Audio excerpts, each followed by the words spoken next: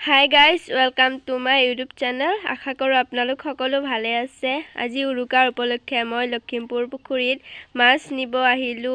সেইবাবে ভাবিলো আপোনালোককো দেখাও এয়া লখিমপুৰ পুখুৰী ইমান ধুনীয়া পৰিবেশ। এয়া মাছ থৈ দিছে ইয়াতে। ইয়াৰ পৰা পইচা দি মাছ লৈ ললে হ'ল। আমি এয়া মাছ লৈ ঘৰলৈ আহিলো। এয়া ধুনীয়াকৈ দেখাই দিছো আপোনালোককো। পৰিবেশটো ধুনীয়া হৈ আছে ৰাতিপুৱাৰ।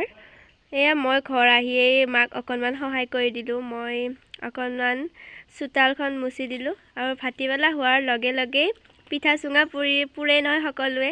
সেইবাবে পিঠা চুঙা পুৰাৰ আমিও এই ধুনীয়াকৈ পাতি লৈ লৈছোঁ আৰু চুঙাত চাউল ভৰাই।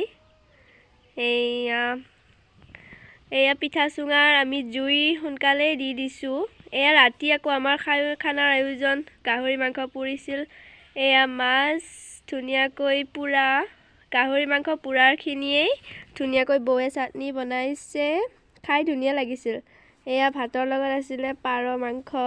এয়া ব্ৰইলাৰ আছিলে দিছা আৰু মোৰ বাবে। গাহৰি আৰু মাটিৰ দাইল ধুনীয়াকৈ তেল নিদিয়াকৈ বৌয়ে বনাইছে।